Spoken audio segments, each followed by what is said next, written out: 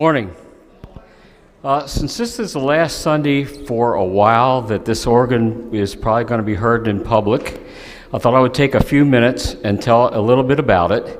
And also, I would like to end by playing a famous organ piece to start the prelude today. This organ was built in the same factory as the organ out at 1125, the M.P. Moeller factory, Hagerstown, Maryland. 1948 it was built. It was sold to the St. Peter's Lutheran Church in New York City, and for the sum of $17,000, which was a lot of money in 1948. It went to that church. It was dedicated to a famous pastor there, his last name being Moldenka, so it's called the Moldenka organ. There are 17 sets of pipes. There are 3 keyboards. We call them manuals. The organ was installed and dedicated and played for many years by some famous people. Duke Ellington, for example, was a member of that congregation. In 1970, the congregation was losing members in downtown. Not very many people went downtown. They sold their building to the Citicorp Corporation, and it now has, I don't know, a 20-story skyscraper built there now. But the agreement was, when they built the new building, that they would build a smaller church beside it. And that church is there today and is still a worshiping, practicing congregation, St. Peter's Lutheran. You can look it up online. In the meantime, the organ here was an old electronic organ which was on its last legs, about ready to die any minute. And then the 72 flood hit. And this organ was for sale at the time to the highest bidder, and I don't know who heard about it, but I guess Pastor Brandow then here heard about it, and him and the organist from here, Grover Cleveland Follinger, which everyone tells me that I'm his double. He was short just like me. Pastor Brandow and him went to New York City and made a presentation to the church council of that church and told them that not only should the organ come here to Milton, Pennsylvania, but instead of accepting the highest bid, they should accept the lowest bid, which the church was going to give. They were going to give the lowest bid. And they must have really been convincing, because that's what they did. They took the lowest bid. People from this congregation went and brought pipes back here in their car, and they installed it in 1973. It's been playing ever since. I'm going to play Toccata and Fugue in D minor by Bach. Some of you heard this before. It's probably the most famous Bach piece. It was first performed in 1940 by Felix Mendelssohn, who kind of discovered the piece. I mean, that was 100 years after Bach's death, and Bach was not very well known until then. But it created quite a splash when he played it, and it still does today. Here we go.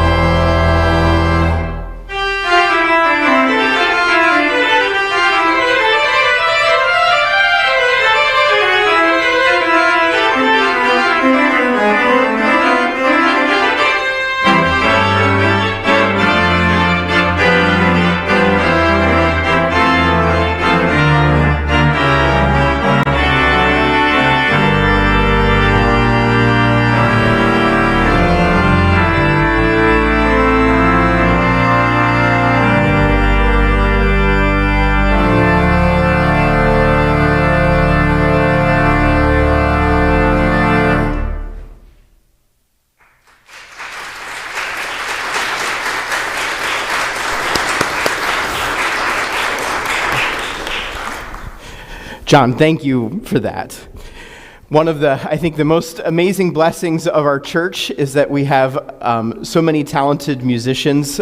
John, you are such a gift to our congregation, and of course, an amazing instrument that is able to fill the space with song and the presence of the Holy Spirit. We give thanks for that.